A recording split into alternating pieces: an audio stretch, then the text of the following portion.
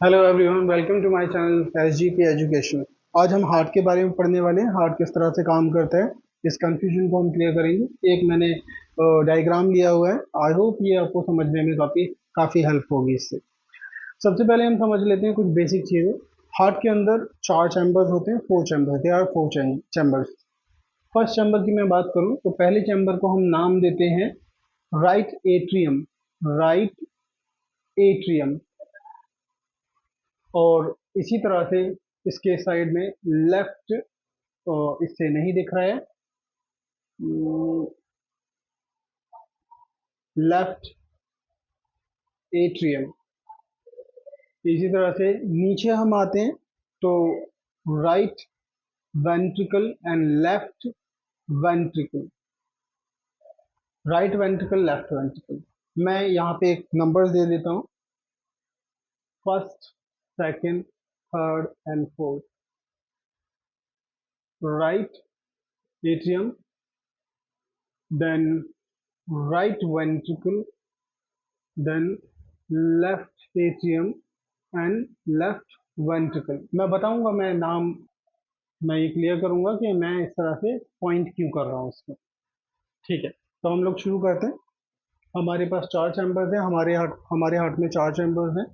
First chamber जो हमारा blood है, सुपीरियर सुपीरियर और इंफीरियर वेना केवास के थ्रू हमारी बॉडी से, जिसे हम बोलते हैं डीऑक्सीजनेटेड ब्लड, सुपीरियर और इंफीरियर वेना केवा के थ्रू हमारे राइट राइट पोर्शन यानी राइट एट्रियम में आता है। देन राइट एट्रियम में से ये एंटर करता है राइट वेंट्रिकल में बाय दी, यहाँ पे आप देख सकते हैं, ये पोर्शन नजर आ रहा होगा आपको, इसे बोलते हैं ट्राइकस्पिड वॉल्व। ये एक तरह से वॉल्व है, एक ढक्कन जैसा वॉल्व है, जिसके ओपन होने पे ब्लड जो है राइट वेंट्रिकल में पहुंचता है। और राइट वेंट्रिकल से ब्लड जो है फिर क्या होता है, ले लिया जाता है और पल्मोनरी आर्टरीज को लेके चली जाती है। नाम में कंफ्यूज नहीं होना है, ये लंग्स के लिए जा रही है। ये जो है लंग्स के लिए जा रही है। ठीक है, ये दो हैं, लेफ्ट लेफ्ट लंग के लिए और राइट लंग के लिए। ठीक है, दोनों का सेम नाम है, पल्मोनरी आर्टरीज ही बोला जाता है। लेफ्ट लंग पल्मोनरी आर्टरी और right lung pulmonary artery. Okay, now यहाँ पे ये जो ब्लड है पल्मोनरी आर्टरी के थ्रू हमारे लंग्स में जाता है। और वहाँ पे क्या होता है कि ये ब्लड मिक्स हो जाता है ऑक्सीजन के साथ में। वहाँ पे कार्बन डाइऑक्साइड छोड़ देता है और ऑक्सीजन को वहाँ पे कैरी करके वापस हार्ट की तरफ आता है। जैसे हम इनहेल करते हैं, इनहेल करने के बाद में एयर के साथ साथ ऑक्सीजन हमारी बॉडी में जाती है। ऑक्सीजन जाने के बाद में, इनहेल करने के बाद में वहाँ पे ऑक्सीजन रह जाती है, और जब हम एक्सहेल करते हैं तो हमारा कार्बन डाइऑक्साइड हमारी बॉडी से बाहर निकल जाता है। और उसके बाद में वही ब्लड रिटर्न बैक आता है वापस, और कहाँ पे आता है, लेफ्ट लेफ्ट एट्रियम में एंटर करता है। लेफ्ट एट्रियम में एंटर करता है, और ये किससे आता है, ये पल्मोनरी वेन से आता है। इसे बोलते हैं पल्मोनरी वेन्स।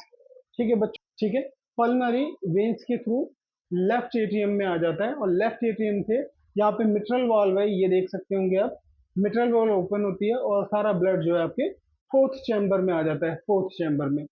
ठीक है, जिसको हम क्या बोलते हैं, लेफ्ट वेंट्रिकल।